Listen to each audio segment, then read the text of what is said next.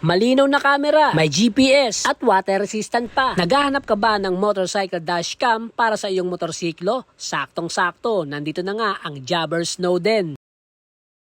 Kamusta mga true friend? Motocam nga pala. Nandito nga pala tayo ngayon sa Imprint Customs Headquarters. At alam nyo ba na meron ng gawaan ng motorsiklo dito? Ito nga ang Revolt Garage.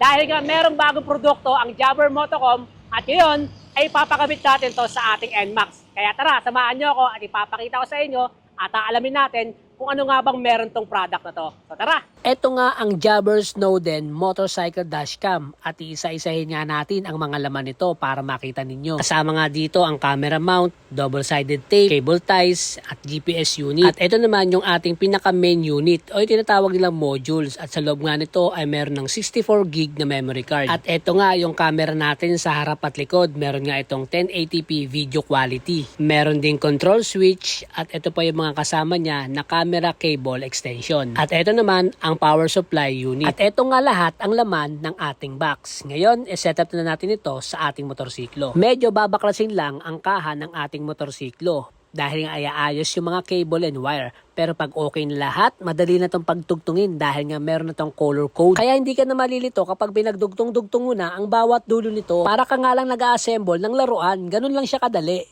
Module unit niya. So dito namin siya nilagay. Ayan o. Ito yung pinaka-module unit natin. Yan. So, dinikit ko lang siya dyan.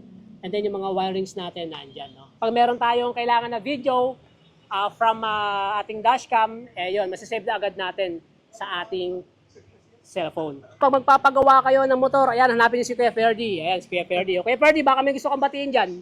Wala lang. So, ito na mga true friend, ipapakita ko na sa inyo kung anong meron ang Jabber Snowden. Ito, check mo muna. Ito yung camera natin, no? Dito natin siya nilagay. Ayan, yung front cam natin yan. Ngayon, sa may likod, ikot tayo sa may likod. Ito, tignan mo to. Ayan, no? Ito yung ating dashcam sa may likuran. Ayan, sa may ilalim, di ba? So ngayon, punta tayo sa may ating cellphone kasi etong Jabber Snowden natin, pwede natin i-connect sa cellphone natin. Ito. Una, i-connect natin siya sa Wi-Fi. Ayan, Wi-Fi camera nakalagay. Pag na-connect mo na yan dyan, magda-download ka pala nitong apps na to, yung Roadcam. So hanapin nyo lang Roadcam. Ayan, tapos open mo yan. Makikita nyo rito nakakonected siya sa ating Wi-Fi camera, no? I-open mo lang yun na ganyan, and then, boom! Ayan, no? So kita nyo to, automatic, nagre-record na siya pag may pula dyan. Ito ba yung recording yan? So pag i-stop natin, yan, stop recording. Okay? So pakita muna natin yung front cam. Record natin sa front cam. Ayan, napupunta ako sa may harapan. Tingnan nyo ha. Pakita mo. Ayan o. Hey! Ayan yung shot natin dito sa may harapan ng ating motorsiklo. Ngayon, lipat naman tayo sa may likod. Pero bago tayo lumipat sa likod, eto, switch lang natin to ng rear. Ayan, eto yung likod. Eto naman yung kuha niya sa may bandang likuran. Ayan. So kapag meron tayong nakamotor sa may likod, makikita natin dito. Pag gusto nyo makita yung video, stop nyo yan. Tapos, punta ka dito sa video. So, lahat ng na-record ng ating dashcam, andyan na. And take note pala, habang nagre-record tayo sa likod, automatic, nagre-record din sa harap yan. So, pagdating sa details, yan, makikita natin dito na talagang yung kulay niya, buhay na buhay. Di ba?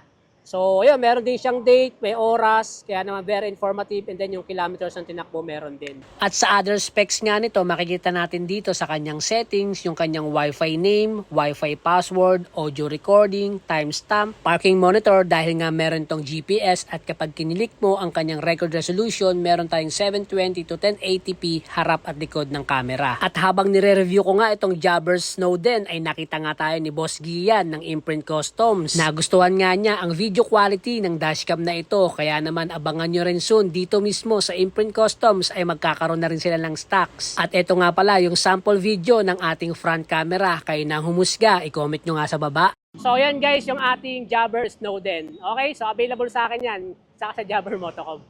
Sa mga gusto magpagawa ng inyong mga motorsiklo, pumunta na kayo rito sa may Virtuosity Playground, sa may headquarters ng Imprint Customs. Nandito nga ang Revolt Garage, kung saan pwede tayong magpagawa ng ating mga motor, from change oil, palit ng gulong, FI cleaning, throttle body, so lahat ng pwedeng gawin sa mga motorsiklo ninyo Available na yan dito sa Revolt Garage. Okay? So yun lang guys. Ride safe po tayo lagi and God bless.